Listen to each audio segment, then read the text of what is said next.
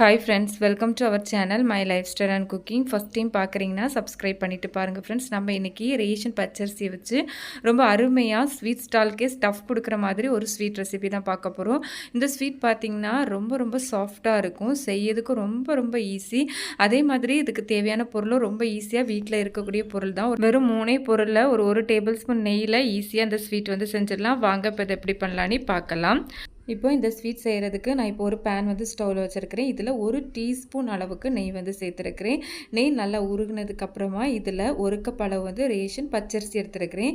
Ration பச்சரிசி பார்த்திங்கன்னா நான் ஏற்கனவே ஒரு 3-4 நேரம் நல்லா வாஷ் பண்ணிவிட்டு காய வச்சு ஆட் பண்ணியிருக்கிறேன். நீங்கள் டைரெக்டாக ஆட் பண்ண வேண்டாம், ஏன்னா தூசியெல்லாம் அரிசியில் இருக்கும். அதனால் கழுவிட்டு திருப்பி நல்லா ட்ரை பண்ணிவிட்டு ஆட் பண்ணிக்கோங்க. இப்போ இதை வந்து நல்லா வந்து வறுத்து எடுத்துக்கலாம். இந்த நெய்யிலே வறுத்து எடுக்கும்போது நல்லா ஃப்ளேவரும் நல்லாயிருக்கும், டேஸ்ட் வந்து ரொம்பவே நல்லாயிருக்கும். ரொம்ப ஹை ஃப்ளேமில் வைக்க வேண்டாம், மீடியம் ஃப்ளேமில் வச்சு வறுத்து எடுத்துக்கோங்க. இந்த மாதிரி நமக்கு வந்து லைட்டாக ஒரு கோல்டன் கலருக்காகி நல்லா பொரிஞ்சு வந்ததும் நம்ம வந்து ஸ்டவ் ஆஃப் பண்ணி ஆற வச்சிடலாம். இப்போ பார்த்திங்கன்னா அரிசியெல்லாம் நமக்கு நல்லா வந்து ஆறி வந்துருச்சு. இப்போ இதை வந்து ஒரு மிக்சி ஜாருக்கு வந்து மாற்றி எடுத்துடலாம். பார்த்திங்கன்னா மிக்சி ஜாரில் மாற்றி எடுத்துருக்கிறேன். இது கூடவே 1 டேபிள் ஸ்பூன் அளவு வந்து கேஷ்யூ வந்து ஆட் பண்ணியிருக்கிறேன். இது ஆப்ஷனல் தான், இருந்தால் ஆட் பண்ணிக்கோங்க, இல்லைனா வேண்டாம். இப்போ இதை வந்து இந்த மாதிரி நல்லா பவுடராக அரைச்சி எடுத்துடலாம். பார்த்தா தெரியும், இந்த மாதிரி அரைச்சி எடுத்துக்கோங்க. ரொம்ப நைஸ் பவுடர் மாதிரி இருக்காது, இந்த மாதிரி அரைச்சி எடுத்தால் போதும். இப்போ இது வந்து இருக்கட்டும். அடுத்ததாக நம்ம வந்து ஸ்வீட் வந்து செட் பண்ணி எடுக்கிறதுக்காக வேண்டி ஒரு ட்ரேயில் வந்து நான் வந்து பட்டர் பேப்பர் ஆட் பண்ணியிருக்கிறேன். அதுக்கு மேலே நெய் வந்து அப்ளை பண்ணி கிரிஸ் பண்ணி எடுத்துருக்கிறேன். இந்த மாதிரி ஃபஸ்ட்டே நம்ம ரெடி பண்ணி வைக்கும்போது நம்ம ஸ்வீட் ரெடியானதும் நம்ம வந்து செட் பண்ணி எடுக்கிறதுக்கு ஈஸியாக இருக்கும்.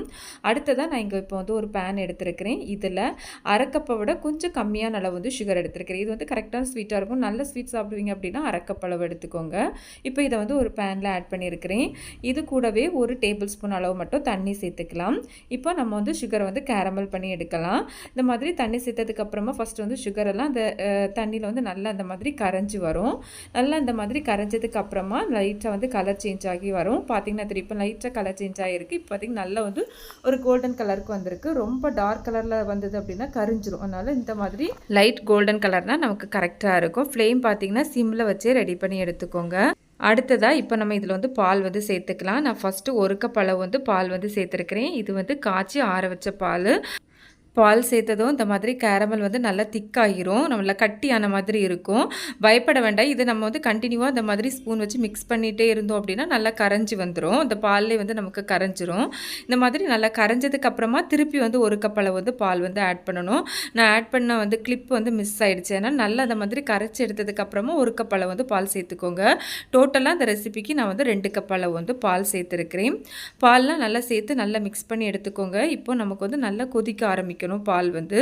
டோட்டலாக பார்த்தீங்கன்னா 2 கப் அளவு பால், 1 கப் அரிசிக்கு 2 கப் அளவு பால் வந்து கரெக்டாக இருக்கும். இப்போ நமக்கு நல்லா வந்து பால் கொதிக்க ஆரம்பிச்சிருச்சு. இப்போ ஃப்ளேமை நல்லா சிம்மில் வச்சுட்டு நம்ம ஏற்கனவே அரிசியெல்லாம் வறுத்து திரிச்சு வச்சுருந்தோம்ல, அதை இதில் ஆட் பண்ணிக்கலாம். இந்த மாதிரி ஒரு கையிலே ஆட் பண்ணிவிட்டு ஒரு கை வச்சு இந்த மாதிரி மிக்ஸ் பண்ணிகிட்டே இருங்க. அப்போ நமக்கு வந்து கட்டி விழாமல் இருக்கும். இந்த ரெசிப்பியில் நம்ம வந்து சுகர் வந்து கேரமல் பண்ணி செஞ்சுருக்கோம். அதோட டேஸ்ட்டே ரொம்ப டிஃப்ரெண்ட்டாக ரொம்ப நல்லாயிருக்கும்.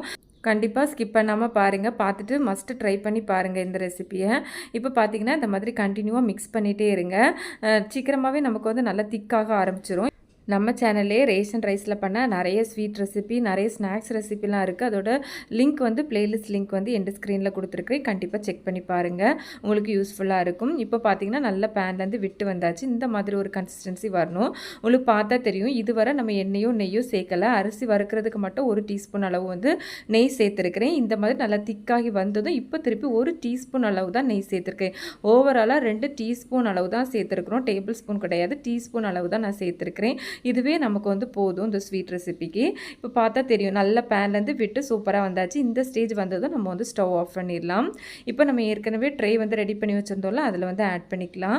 ஆட் பண்ணிவிட்டு இந்த மாதிரி ஒரு ஸ்பேட்சுலா இல்லைனா ஒரு ஸ்பூன் வச்சு இல்லைனா ஒரு கிண்ணியோட பேக் சைடு வச்சு இந்த மாதிரி நல்லா ப்ரெஸ் பண்ணி ஈவனாக ஸ்ப்ரெட் பண்ணி எடுத்துக்கோங்க. இந்த மாதிரி ஸ்ப்ரெட் பண்ணதுக்கப்புறமா இது நல்லா ஆறி வரட்டும். இது ஆறதுக்கு ரொம்ப டைம் ஆகாது, சீக்கிரமாகவே நமக்கு ரெடி ஆயிரும். இப்போ நல்லா ஆறி வந்துடுச்சு.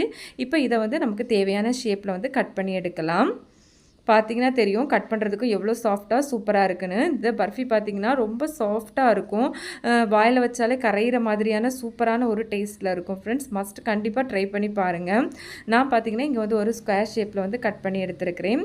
இப்போ இந்த சைடில் இருக்கிறத வந்து தனியாக கட் பண்ணி எடுத்துகிட்டேன். அப்போ வந்து ஈவனாக எல்லாமே ஒரே ஷேப்பில் இருக்கும் அப்படிங்கிறதுக்காக இந்த மாதிரி கட் பண்ணி எடுத்துருக்கிறேன். இப்போ இதிலேருந்து நான் வந்து ஒரு பீஸ் எடுத்து காமிக்கிறேன். உங்களுக்கு பார்த்தா தெரியும் எவ்வளோ பர்ஃபெக்டாக எவ்வளோ சூப்பராக வந்திருக்கு அப்படின்னு சொல்லிட்டு. உங்களுக்கு பார்த்தாலே தெரியும் இந்த ஸ்வீட் வந்து ரேசன் ரைஸில் பண்ணதுன்னா கண்டிப்பாக யாருமே நம்ப மாட்டாங்க. அந்த அளவு சூப்பராக இருக்கும். ரைஸில் இப்படி ஒரு ஸ்வீட் செஞ்சுருக்க மாட்டிங்கன்னா மஸ்ட் கண்டிப்பாக ஒரு முறை ட்ரை பண்ணி பாருங்கள். இப்போ நான் உங்களுக்கு இதை பிச்சு காமிக்கிறேன். பார்த்தா தெரியும் எந்த அளவு சூப்பராக சாஃப்டாக வந்திருக்குது அப்படின்னு சொல்லி. நீங்களும் இது மாதிரி செஞ்சு பாருங்கள். செஞ்சு பார்த்துட்டு உங்களுக்கு எப்படி வந்ததுன்னு கமெண்ட்ஸ் பண்ணுங்கள். இந்த ரெசிபி வீடியோ பிடிச்சிருந்தால் லைக் பண்ணி ஷேர் பண்ணி சப்ஸ்கிரைப் பண்ணுங்கள். தேங்க்ஸ் ஃபார் வாட்சிங் ஃப்ரெண்ட்ஸ்.